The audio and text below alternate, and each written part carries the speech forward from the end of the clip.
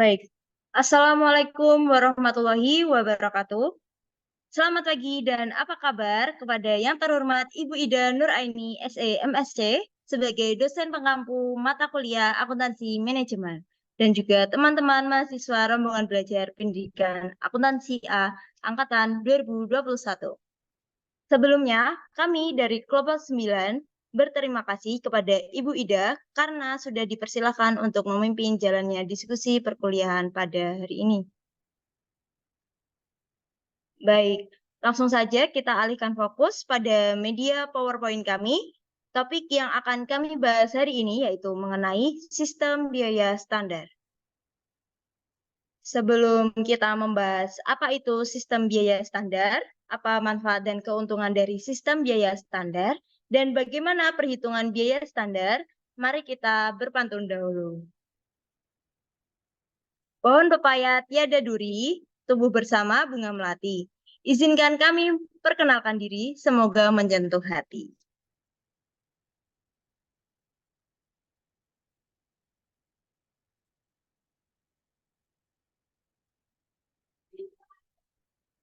Baik, saya Adinda Sawina Malika dengan NIM belakang 155.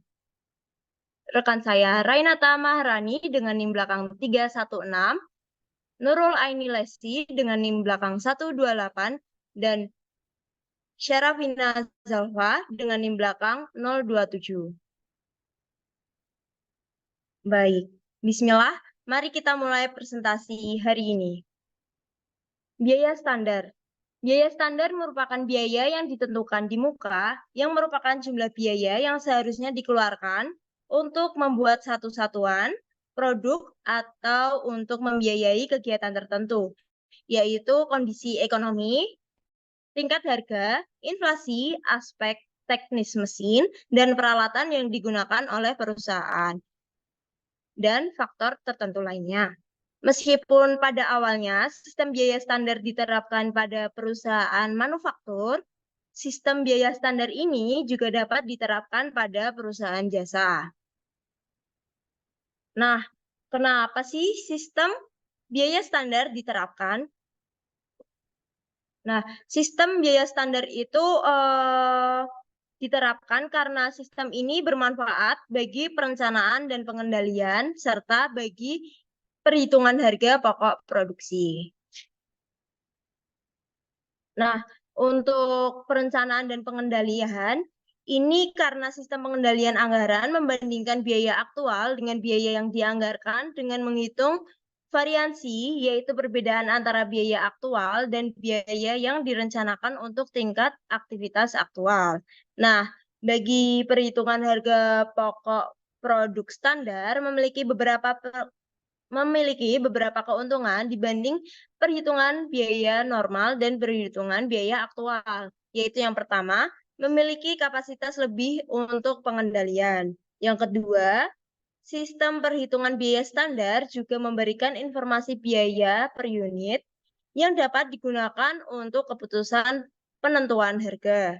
Yang ketiga, secara khusus hal ini membantu perusahaan yang melakukan penawaran dan perusahaan yang dibayar berdasarkan pada penambahan biaya. Oke, next. Oke, untuk konsep dasar sistem biaya standar, jadi biaya standar itu merupakan biaya yang seharusnya terjadi atau dikeluarkan untuk memproduksi satu unit barang atau jasa yang diperoleh dari estimasi kuantitas barang yang dibutuhkan untuk menghasilkan produk dan biaya per unit dari barang tersebut.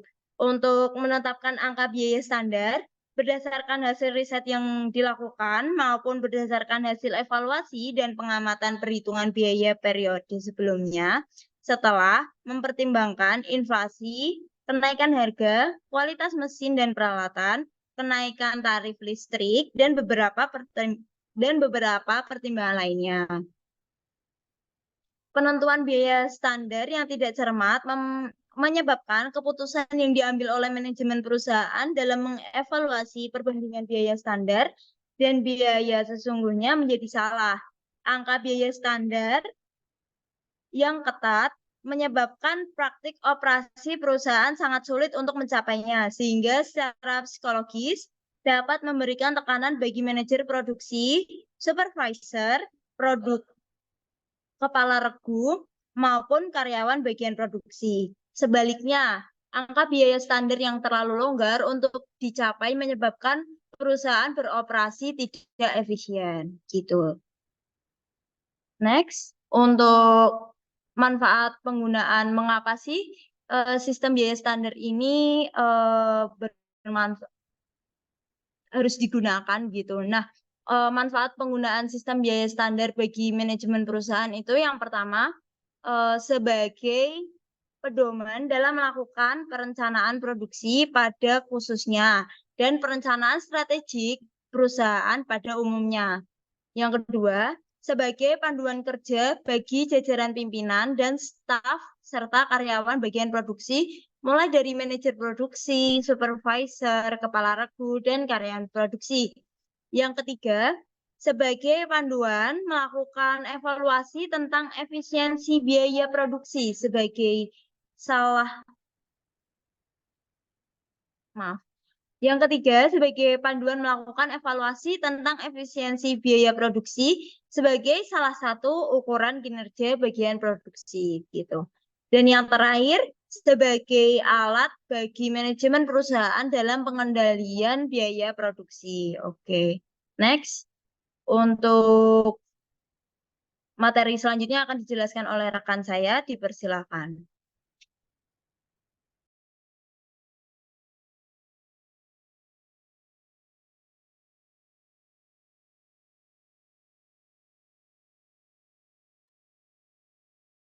Oke, baik. Selanjutnya adalah mengenai analisis selisih biaya produksi. Jadi, selisih biaya produksi secara total itu adalah perbedaan antara jumlah biaya yang sesungguhnya untuk input produksi dengan jumlah biaya standar yang dibebankan pada produk yang dihasilkan. Nah, untuk rumus selisih biaya produksi secara total itu dapat dihitung sebagai berikut, yaitu total biaya standar dikurangi dengan total biaya sesungguhnya. Nah, analisis di atas tadi itu belum mampu atau tidak mampu menyajikan informasi mengenai penyebab terjadinya perbedaan biaya, sehingga dibutuhkan analisis biaya produksi untuk setiap jenis biaya produksinya, seperti biaya selisih biaya bahan baku, selisih biaya tenaga kerja, dan selisih biaya overhead pabrik.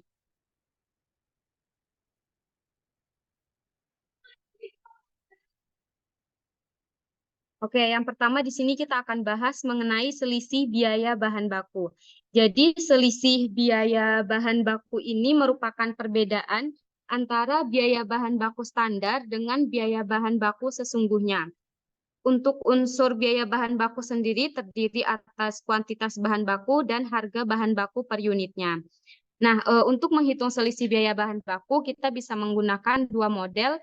Ada model satu selisih dan model dua selisih.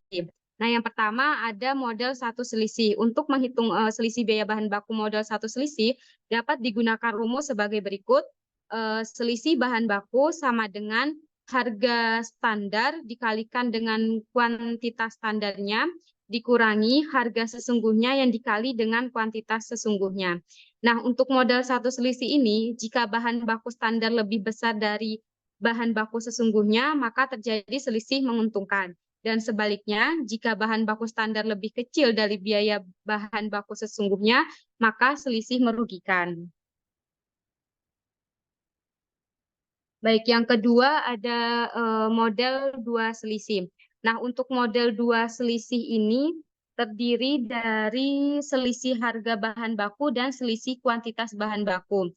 Untuk selisih harga bahan baku itu dapat dihitung dengan selisih harga bahan baku sama dengan harga standar bahan baku per unitnya dikurangi dengan harga sesungguhnya yang dikali dengan kuantitas sesungguhnya yang dipakai dalam produksi. Nah, jika harga standar nanti lebih besar dari harga sesungguhnya, maka akan terjadi selisih menguntungkan. Dan jika harga standar lebih kecil dari harga sesungguhnya, maka terjadi selisih merugikan.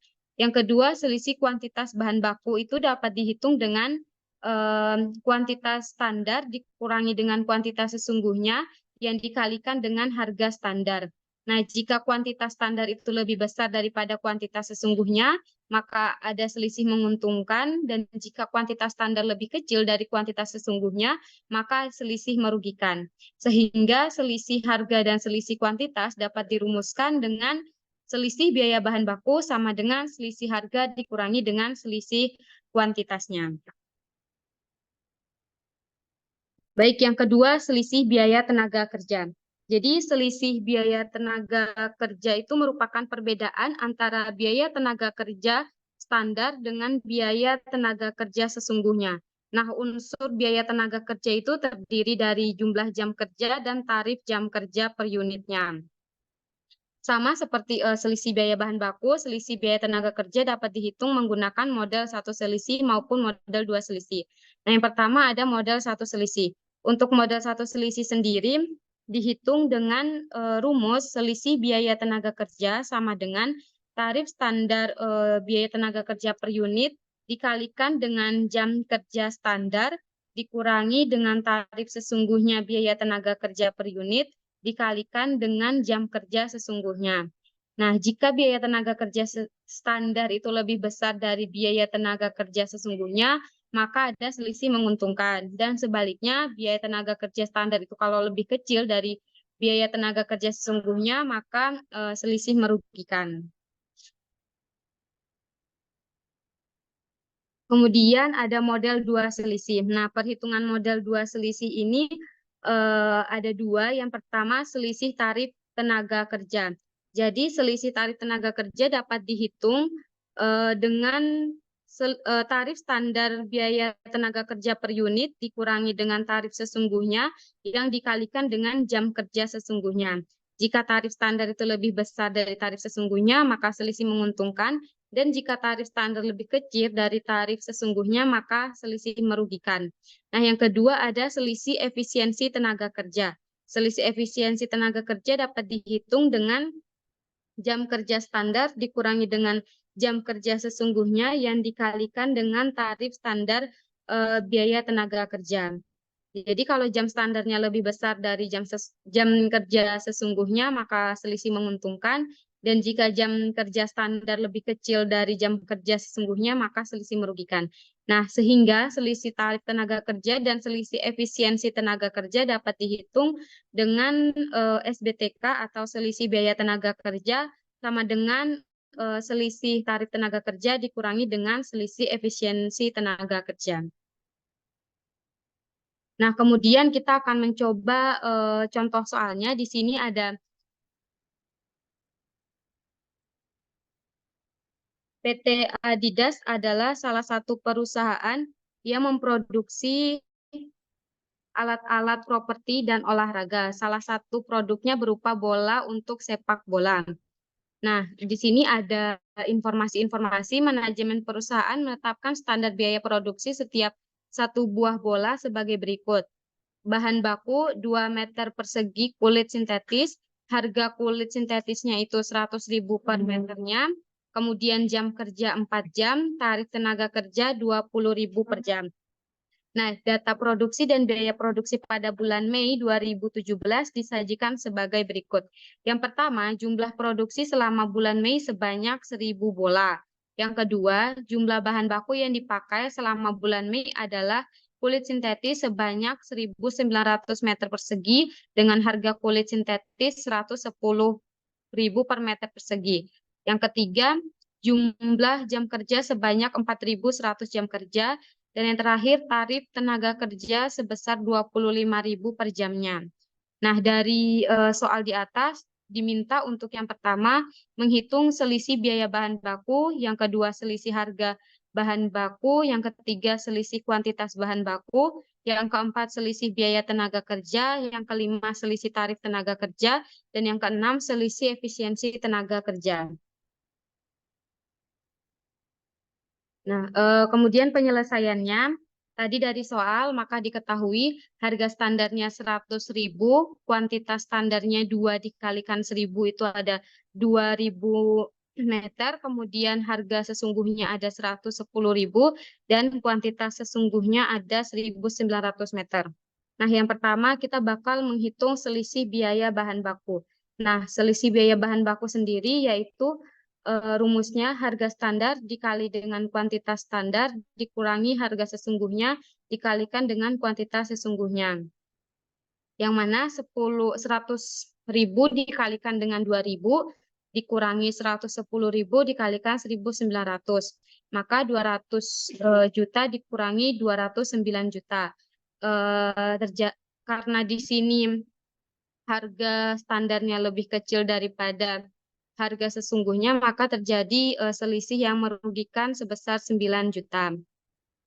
Kemudian kemudian yang kedua, selisih harga bahan baku. Nah, selisih harga bahan baku dapat dikerjakan dengan rumus harga standar dikurangi dengan harga sesungguhnya dikalikan kuantitas sesungguhnya. Harga standarnya itu 100.000 dikurangi dengan 110.000 dikali dengan 1.900. Maka 10.000 dikali 1.900. Maka terjadi harga standarnya selisih merugikan sebesar 19 juta. Nah, kemudian selisih kuantitas bahan baku. Untuk selisih kuantitas bahan baku sendiri itu tadi, kuantitas standar dikurangi dengan kuantitas sesungguhnya yang dikali dengan harga standarnya. Maka 2.000 dikurangi 1.900 dikalikan dengan 100.000, yaitu 100 dikali 100.000 sama dengan 10 juta selisih menguntungkan. Sehingga selisih biaya bahan baku di mana selisih harga merugikan dikurangi dengan selisih kuantitas menguntungkan sebesar 10 juta, maka didapatkan 9 juta merugikan. Nah, jadi nanti apabila selisih harga bahan baku yang dijumlahkan dengan selisih kuantitas bahan baku itu hasilnya akan sama atau harus sama dengan selisih biaya bahan baku. Tadi dilihat bahwa selisih biaya bahan baku rugi 9 juta, sama seperti selisih harga yang dihitung dengan selisih kuantitas itu mendapatkan rugi 9 juta juga. Jadi hasilnya sama. Kemudian yang keempat adalah selisih biaya tenaga kerja. Nah, selisih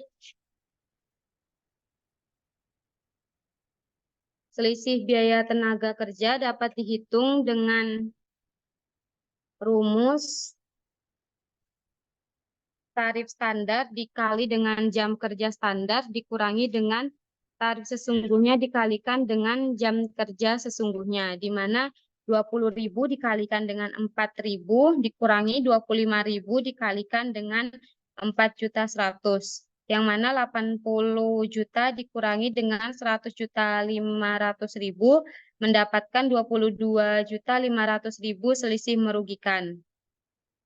Kemudian yang kelima, kita selisih tarif tenaga kerja.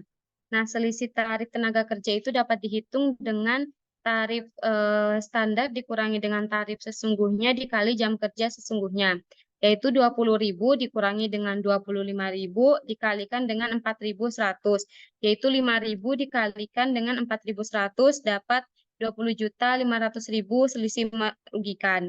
Nah, yang keenam, selisih efisiensi tenaga kerja. Selisih efisiensi tenaga kerja itu dihitung dengan jam kerja standar dikurangi dengan jam kerja sesungguhnya dikalikan dengan tarif standar, yaitu 4.000 dikurangi 4.100 dikalikan dengan 20.000. Maka 100.000 dikali 20.000 dapatlah 2 juta merugikan. Sehingga untuk selisih biaya tenaga kerja dapat dihitung dengan ST ditambah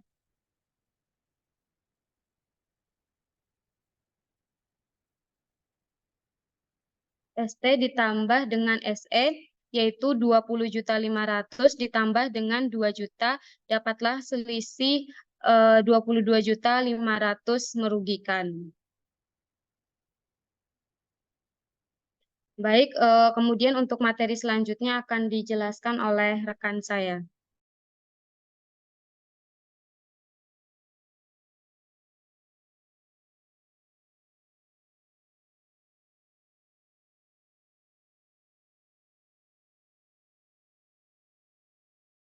selisih biaya overhead pabrik itu merupakan perbedaan antara BOP yang ditetapkan pada kapasitas standar dengan BOP yang sesungguhnya terjadi.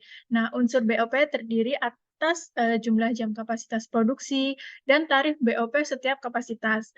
Nah, di sini ada beberapa perhitungan selisih BOP, yaitu terdiri dari 4 model. Yang pertama ada model satu selisih dengan rumus yaitu selisih BOP sama dengan BOP standar dikurangi BOP sesungguhnya.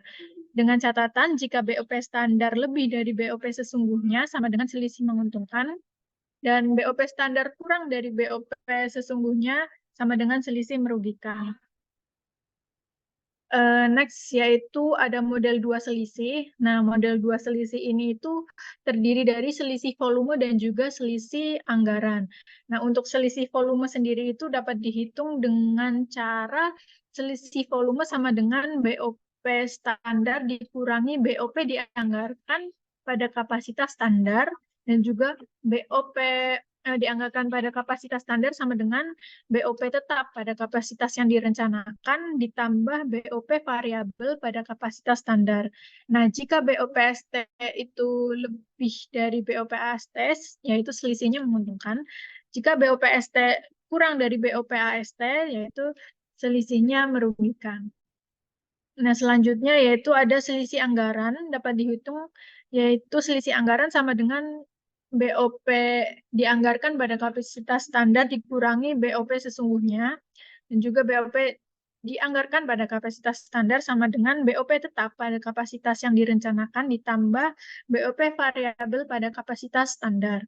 Nah, jika BOP AST-nya lebih dari BOPS sama dengan selisihnya menguntungkan, jika BOP AST kurang dari BOPS sama dengan selisihnya merugikan. Next, yaitu model 3 selisih. Jadi model 3 selisih ini terdiri atas selisih volume, selisih efisiensi, dan juga selisih pengeluaran. Nah, untuk selisih volume sendiri itu sama seperti yang model 2 selisihnya. Kita tinggal menghitung selisih efisiensi dan juga pengeluarannya. Nah, untuk selisih efisiensi itu dapat dihitung, yaitu selisih efisiensi sama dengan BOP dianggarkan pada kapasitas standar dikurangi BOP dianggarkan pada kapasitas sesungguhnya. Nah, BOP dianggarkan pada kapasitas sesungguhnya sama dengan BOP tetap pada kapasitas yang direncanakan ditambah BOP variabel pada kapasitas standar. Nah, jika BOP dianggarkan pada kapasitas standar lebih dari BOP dianggarkan pada kapasitas sesungguhnya, yaitu selisihnya menguntungkan. Nah, jika kurang dari berarti selisihnya merugikan. Nah, selanjutnya yaitu selisih pengeluaran. Nah, selisih pengeluaran dapat dihitung dengan rumus BOP dianggarkan pada kapasitas sesungguhnya dikurangi BOP sesungguhnya. Nah, BOP dianggarkan pada kapasitas sesungguhnya sama dengan BOP tetap pada kapasitas yang direncanakan ditambah BOP variabel pada kapasitas sesungguhnya. Nah, jika BOP dianggarkan pada kapasitas sesungguhnya itu lebih dari BOP sesungguhnya, maka selisihnya menguntungkan. Jika kurang dari, berarti selisihnya merugikan. Nah, yang terakhir ada model 4 selisih. Nah, selisih BOP terdiri atas selisih volume, selisih efisiensi, selisih pengeluaran. Sebenarnya sama aja kayak model yang sebelumnya, namun di sini selisih pengeluarannya itu ada pengeluaran tetap dan juga pengeluaran variabel. Nah, selisih pengeluaran tetap adalah selisih antara BOP tetap pada kapasitas yang direncanakan dengan BOP tetap sesungguhnya. Nah, untuk selisih pengeluaran variabel adalah selisih antara BOP sesungguhnya berdasarkan tarif variabel dengan BOP variabel sesungguhnya. Oke, selanjutnya di sini ada contoh soal. Di sini ada PT Adidas adalah salah satu perusahaan yang memproduksi alat-alat dan properti olahraga. Salah satu produknya berupa bola untuk sepak bola. Nah, di sini manajemen perusahaan menetapkan standar biaya overhead pabrik setiap satu buah bola sebagai berikut, yaitu BOP variabel 4 jam dengan per jamnya yaitu 40.000. Di sini BOP tetapnya 4 jam dengan per jamnya 30.000. Nah, data produksi dan biaya produksi pada bulan Mei 2017 disajikan sebagai berikut. Yang pertama, kapasitas produksi yang direncanakan adalah selama 4.200 jam kerja. Untuk yang kedua, jumlah produksi selama bulan Mei sebanyak 1.000 bola. Dan yang ketiga, BOP yang sesungguhnya terjadi sebesar 296 juta rupiah dengan rincian BOP tetap yaitu 130 juta dan BOP variabel sebesar 166 juta selama 4.100 jam.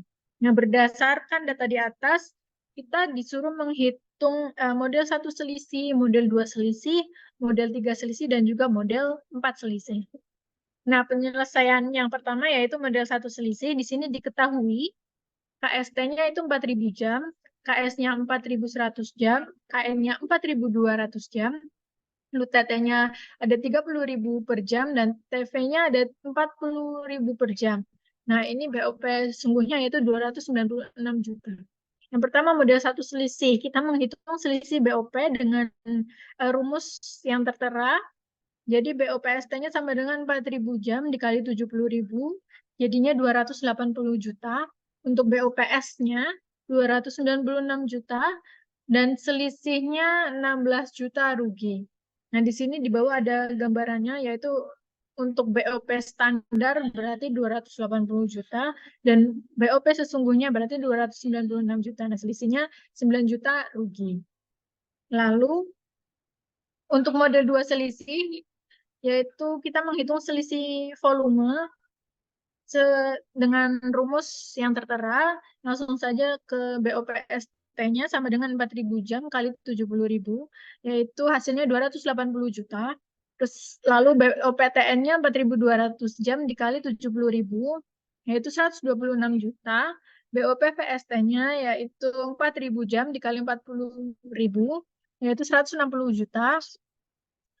Dan terakhir BOPAST yaitu 286 juta, maka selisih volumenya yaitu 6 juta rugi. Selanjutnya kita menghitung selisih anggaran dengan rumus yang sudah tertera. Untuk penyelesaiannya yaitu BOPTN sama dengan 4.200 jam dikali 30.000, yaitu 126 juta. Lalu untuk BOPVST-nya yaitu 4.000 jam dikali 40.000, yaitu 160 juta. BOPAST-nya yaitu 296 juta. Lalu BOPS-nya yaitu 286 juta. Nah, selisih anggarannya ditemukan 10 juta yaitu rugi. Nah, yang di bawah ini gambar diagramnya yaitu yang BOP standar yaitu 280 juta. 286 jutanya ini BOP dianggarkan pada kapasitas standar, dan sebelahnya yaitu BOP sesungguhnya yaitu 296 juta. Maka selisih volumenya yaitu 6 juta rugi. Nah, selisih anggarannya tadi 10 juta rugi. Jadi selisih BOP-nya 16 juta rugi. Selanjutnya yaitu model 3 selisih. Kita mencari selisih volume dengan rumus yang tertera, lalu langsung saja BOPST sama dengan 4.000 jam dikali 70.000, yaitu 280 juta. BOPTN-nya 4.200 jam dikali 30.000, yaitu 126 juta. BOPVST-nya sama dengan 4.000 jam kali 40.000 sama dengan 160 juta. Nah, BOPAST-nya 286 juta, selisih volumenya yaitu 6 juta rugi. Untuk selisih efisiensinya, dengan rumus yang tertera, langsung saja BOPTN sama dengan 4.200 jam dikali 30.000, yaitu 126 juta. BOPVST-nya 4.000 jam kali 40.000, yaitu 160 juta. Lalu BOPAST-nya 286 juta.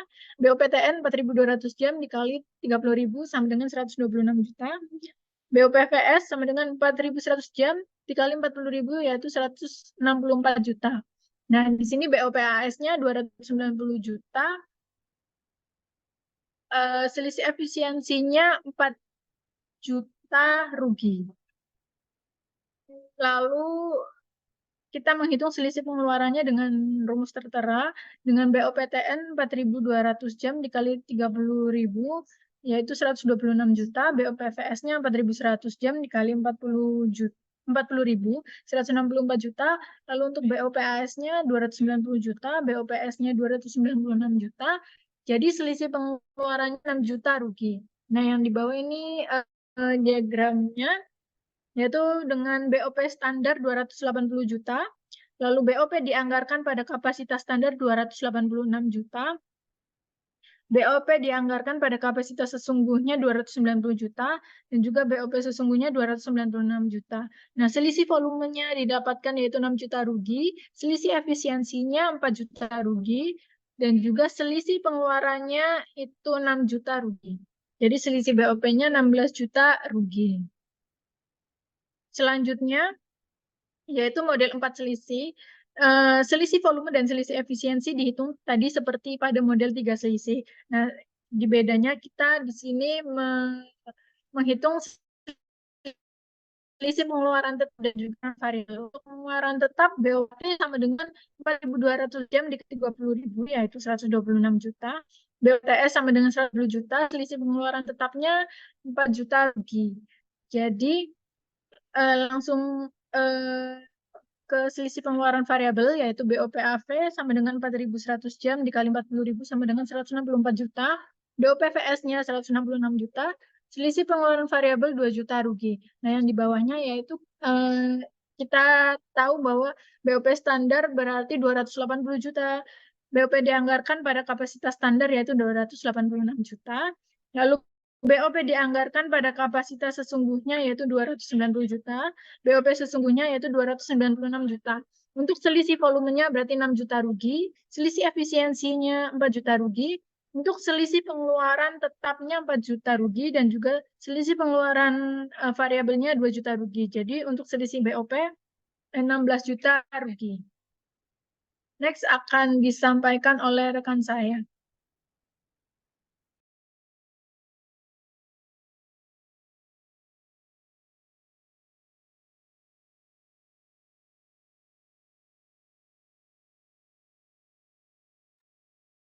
Baik, yang untuk selanjutnya itu akuntansi biaya standar metode ganda atau partial plan. Metode ganda atau partial plan, akun barang dalam proses akan didebit sebesar biaya sesungguhnya dan dikredit sebesar biaya standar. Dengan demikian, di dalam akun barang dalam proses terdapat dua macam angka sehingga disebut metode ganda. Sistem akuntansi biaya standar dengan menggunakan metode ganda ini memiliki karakteristik sebagai berikut. Yang pertama, akun BB didebit sebesar biaya sesungguhnya dan kredit sebesar biaya standar. Lalu yang kedua, akun BDP, PTK didebit sebesar biaya sesungguhnya dan dikredit sebesar biaya standar. Lalu yang ketiga, BDP, BOP didebit sebesar biaya sesungguhnya dan dikredit sebesar biaya standar. Keempat, akun persediaan bahan baku didebit dan dikredit sebesar biaya sesungguhnya. Lalu yang kelima, akun persediaan produk selesai dan persediaan produk dalam proses didebit dan dikredit sebesar biaya standar. Lalu yang keenam, akun harga pokok penjualan didebit sebesar biaya standar. Lalu yang ketujuh, perbedaan atau selisih pada akun barang dalam proses dihitung dan dicatat pada akhir periode akuntansi.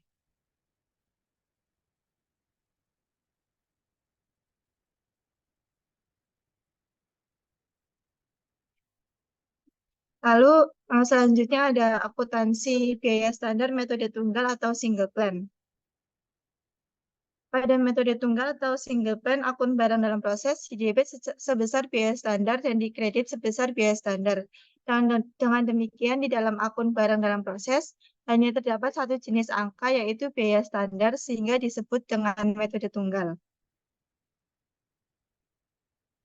Sistem akuntansi biaya standar dengan menggunakan metode tunggal ini memiliki karakteristik sebagai berikut. Yang pertama, jika terdapat produk dalam proses awal, maka semua akun BDP didebit sebesar HST sama dengan unit ekuivalen dikali BST per unit. Akun persediaan produk dalam proses dikreditkan sebesar HST. Lalu yang kedua, semua akun BDP didebit sebesar HST. Lalu yang ketiga, akun yang merupakan akun tandingan dari biaya produksi dikredit sebesar HS. Lalu yang keempat, selisih dari jumlah nomor 2 dan 3 merupakan selisih biaya yang akan dianalisis seperti yang dibahas pada analisis selisih atau analisis of variance. Lalu yang kelima, pencatatan produk selesai dilakukan dengan mendebit akun persediaan produk selesai sebesar HST dan mengkredit akun setiap elemen BDP sebesar HST.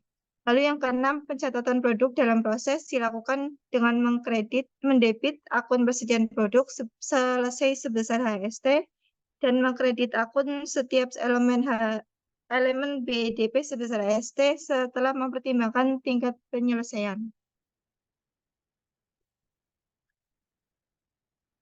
Lalu selanjutnya ada pencatatan biaya bahan baku. Akuntansi pencatatan biaya bahan baku dipengaruhi oleh saat pencatatan selisih harga bahan baku. Terdapat dua cara saat pencatatan selisih harga bahan baku, yaitu yang pertama selisih harga bahan baku dicatat pada saat bahan baku dibeli, lalu yang kedua selisih harga bahan baku dicatat pada saat bahan baku dipakai. Lalu selanjutnya ada pencatatan biaya tenaga kerja. Akuntansi untuk pencatatan biaya tenaga kerja dilakukan dengan prosedur sebagai berikut. Yang pertama, akun beban gaji dan upah didebit sebesar jam sesungguhnya dikalikan dengan tarif sesungguhnya. Lalu yang kedua, akun kas atau hutang gaji dikredit sebesar jam sesungguhnya dikalikan dengan tarif sesungguhnya. Lalu yang ketiga, akun BDP PTK didebit sebesar jam standar dikalikan tarif standar. Lalu yang keempat, akun beban gaji dan upah dikredit sebesar jam sesungguhnya dikalikan dengan tarif sesungguhnya. Lalu yang kelima, selisih pendebitan akun BDP, PTK, dan pengkreditan akun beban gaji dan upah dicatat dalam akun selisih tarif PTK dan selisih efisiensi PTK. Lalu selanjutnya, pencatatan biaya overhead pabrik. Akuntansi untuk pencatatan biaya overhead pabrik dilakukan dengan prosedur sebagai berikut. Yang pertama, akun BOP sesungguhnya didebit sebesar angka sesungguhnya. Lalu yang kedua, akun berbagai rekening dikredit sebesar angka sesungguhnya. Ketiga, akun BDP, BOP didebit sebesar BOP standar. Yang keempat, akun BOP sesungguhnya dikredit sebesar BOP sesungguhnya. Yang kelima, selisih pendebitan akun BDP, PTK, dan pengkreditan akun BOP sesungguhnya dicatat dalam akun selisih BOP sesuai dengan model selisih yang digunakan. Lalu selanjutnya ada contoh soal.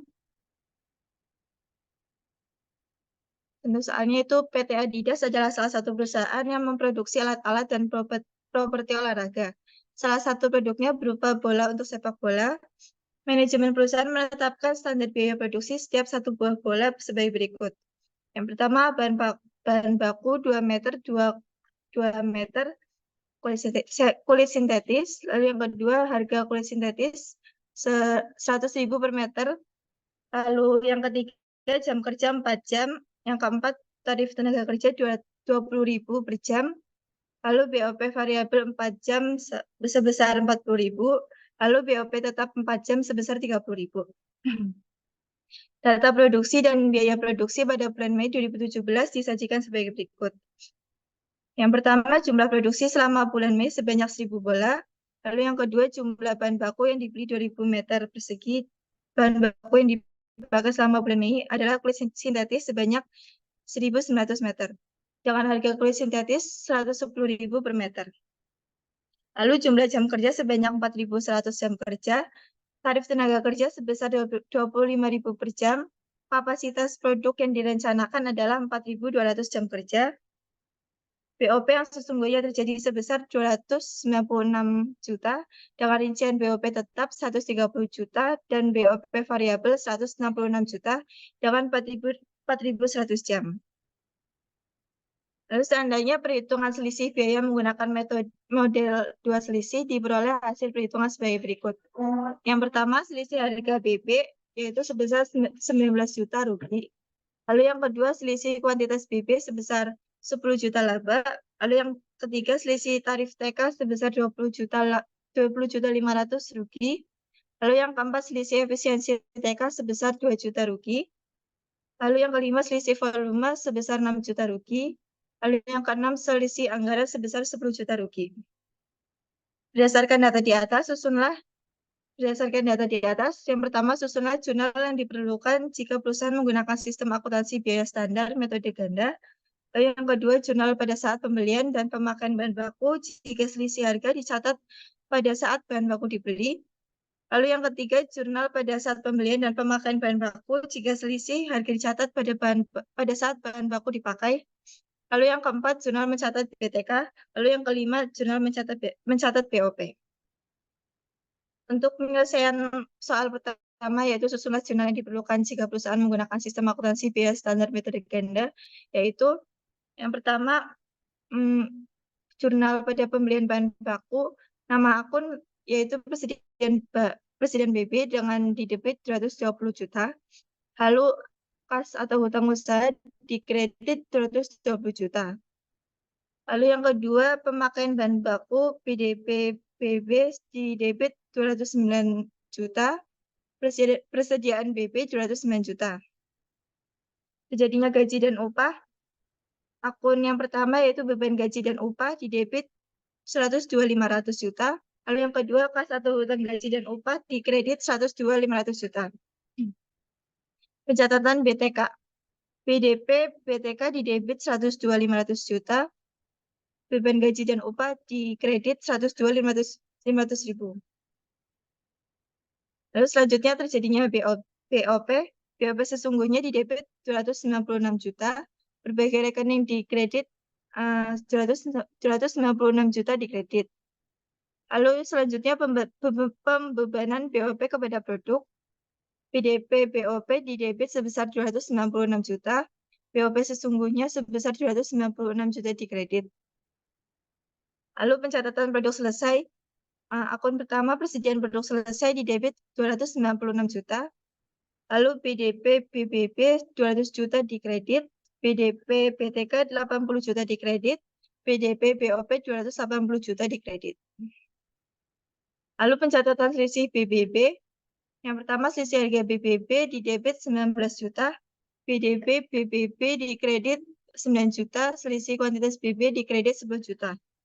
Lalu pencatatan selisih BTK. Selisih tarif BTK didebit 20.500.000. Selisih efisiensi BTK didebit 2 juta.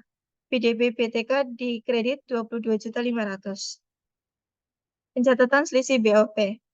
Selisih volume didebit sebesar 6 juta. Selisih efisiensi BOP didebit sebesar 10 juta.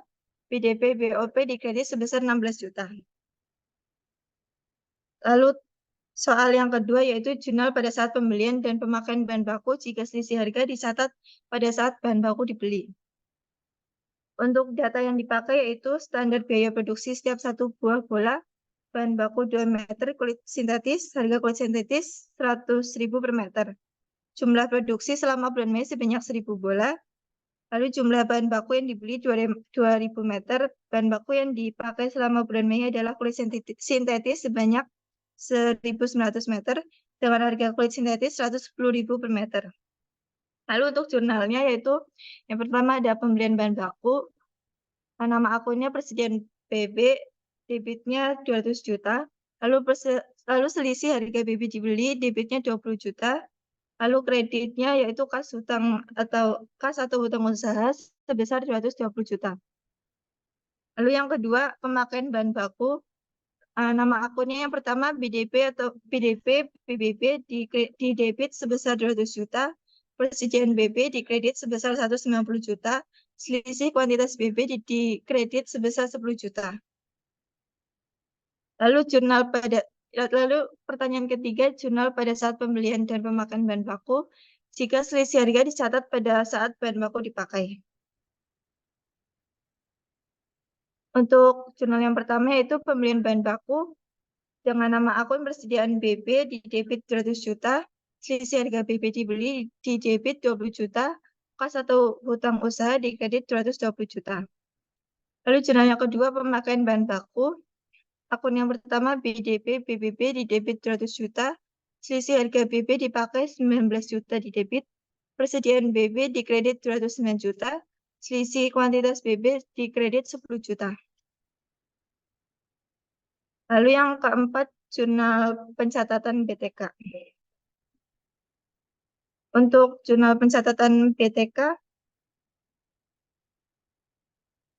data yang dipakai yaitu jam kerja standar 4 jam per unit, tarif standar tenaga kerja 20.000 per jam, jumlah produksi selama bulan Mei sebanyak 1.000 bola, jumlah jam kerja yang sesungguhnya sebanyak 4.100 jam kerja, tarif sesungguhnya tenaga kerja 25.000 per jam, Selisih tarif TK 20.500.000 rugi. Selisih efisiensi TK 2 juta rugi. Untuk jurnalnya yaitu yang pertama, terjadinya beban gaji dan upah. Untuk nama akunnya beban gaji dan upah di debit 102.500.000, lalu kas atau hutang gaji di kredit 102.500.000. Lalu yang kedua, jurnal pembebanan BTK kepada produk. Akun yang pertama BDP BTK di debit 80 juta. Selisih tarif TK di debit 20.500.000. Selisih efisiensi TK di debit 2 juta. Beban gaji dan upah di kredit 102.500.000. Lalu yang kelima, soal jurnal pencatatan BOP. Untuk data yang dipakai yaitu biaya standar untuk 1 unit produk adalah BOP variabel 4 jam sebesar 40.000, BOP tetap 4 jam sebesar 30.000. Lalu yang kedua, jumlah produksi selama bulan Mei sebanyak 1.000 bola. Lalu yang ketiga, jumlah jam kerja sebanyak 4.100 jam kerja. Lalu yang keempat, kapasitas produksi yang direncanakan adalah selama 4.200 jam kerja. Lalu BOP sesungguhnya terjadi sebesar 296 juta selama 4.100 jam. Lalu selisih volume 6 juta rugi, selisih anggaran 10 juta rugi. Untuk jurnalnya yaitu yang pertama, terjadinya beban gaji dan upah. Akun yang pertama, BOP sesungguhnya di debit 296 juta. Berbagai rekening di kredit 296 juta. Lalu jurnal yang kedua, pembebanan BOP kepada produk. Akun yang pertama, BDP BOP di debit sebesar 280 juta. Selisih volume 6 juta di debit, selisih anggaran 10 juta di debit, BOP sesungguhnya di kredit 296 juta. Baik, sekian presentasi dari kelompok kami. Bila ada kesalahan mohon dimaafkan. Wassalamualaikum warahmatullahi wabarakatuh.